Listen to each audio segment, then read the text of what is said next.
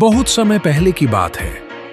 हिमालय की तलहटी में बसे एक छोटे से गांव त्रिलोकपुर में एक साधारण सा बालक रहता था। नाम था अग्नि। अग्नि के माता पिता किसान थे। उनका जीवन साधारण था, पर अग्नि असाधारण था।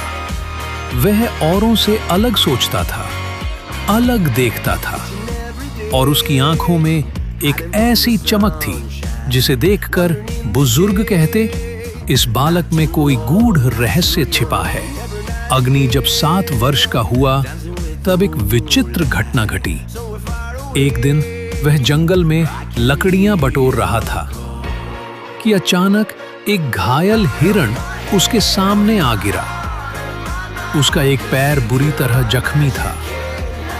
अग्नि ने डरने के बजाय अपने कपड़े से उसका जख्म बांध दिया और उसे प्यार से सहलाने लगा। उसकी हथेलियों से एक हल्की नीली रोशनी निकलने लगी। पल भर में हिरण का घाव भर गया। हिरण चौंक कर उठ खड़ा हुआ और अग्नि को आंखों में धन्यवाद लेकर देखता रहा। फिर जंगल में लुप्त हो गया। अग्नि घबरा गया। उसने ये बात किसी को नहीं बताई, पर उसके अंदर सवाल उगने लगे। क्या मेरे अंदर कुछ खास है?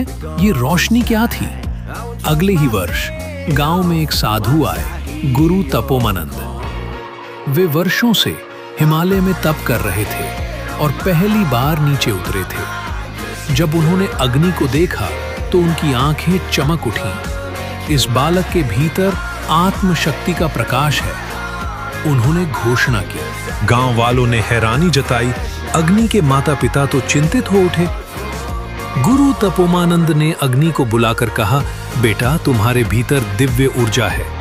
यह किसी वरदान की तरह है, पर इसे साधना, संयम और सेवा के लिए उपयोग करना होगा।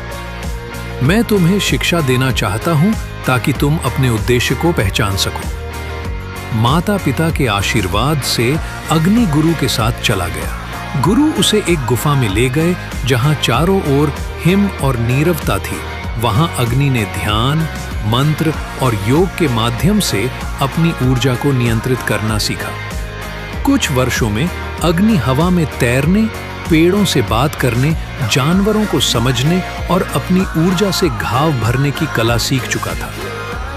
पर सबसे महत्वपूर्ण था, उसने दूसरों के दुख को महसूस करना सीख लिया था।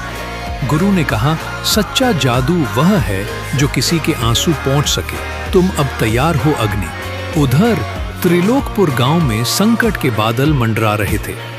एक अत्याचारी तांत्रिक कालीकरण जंगलों से निकलकर गांवों पर कब्जा कर रहा था। वह बच्चों को उठवा लेता, अनाज लूट लेता और लोगों को डर के साए में जीने पर मजबूर कर देता। जब अग्नि को यह पता चला तो वह तुरंत अपने गांव लौट आया। अब वह 14 साल का था, लंबा, शांत और उसकी आंखों में एक दिव्य तेज था। कालीकरण ने गांव के चौराहे पर अग्नि को देखा और हंस पड़ा। एक बच्चा मेरे सामने खड़ा है, क्या यही तुम्हारी रक्षा करेगा? अग्नि ने शांत स्वर में कहा, मैं अकेला नहीं हूं, मेरे साथ सत्य, प्रेम और प्रकृति की शक्ति है। कालीकरण ने काला जादू किया। हवा में तीर, बिजली और आग के गोले बरसने लगे। गांव वाले डर के मारे भाग गए, पर अग्नि ने ध्यान मुद्रा में आंखें बंद की। उसके चारों ओर एक नीली ऊर्जा की ढाल बन गई। उसके हाथों से रोशनी की लहरें निकलीं और कालीकरण के अंधकार को काटने लगी। तभी आकाश से एक अद्भुत दृश्य घटा। एक तेज रोशनी गिरी और एक प्रकाशमयी सिंह रूप में प्रकट हुई। ये अग्नि की आंतरिक शक्ति थी। सिंह ने दहाड़ मारी और कालीकरण घबराकर भाग खड़ा हुआ। उसका सारा काला जादू खत्म हो गया। गांव में फिर से शांति लौट आई। लोग अग्नि को भगवान का अवतार मानने लगे, पर अग्नि ने सिर झुकाकर कहा, मैं कोई भगवान नहीं, बस एक साधारण बालक हूं जिसने अपनी शक्ति को सेवा के लिए उपयोग किया। गुरु तपोमानंद ने आकर उसे आशीर्वाद दिया और कहा, तुम अब केवल त्रिलोकपुर के नहीं, इस धरती के रक्षक हो।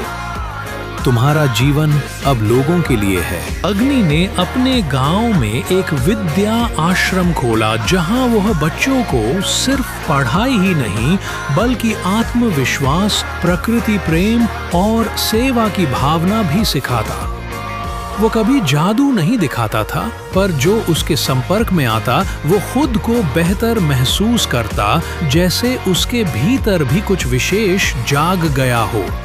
लोग कहते हैं आज भी हिमालय की तलहटी में एक आश्रम है जहां एक युवा गुरु है जिसकी आंखों में नीला प्रकाश और दिल में अपार प्रेम है।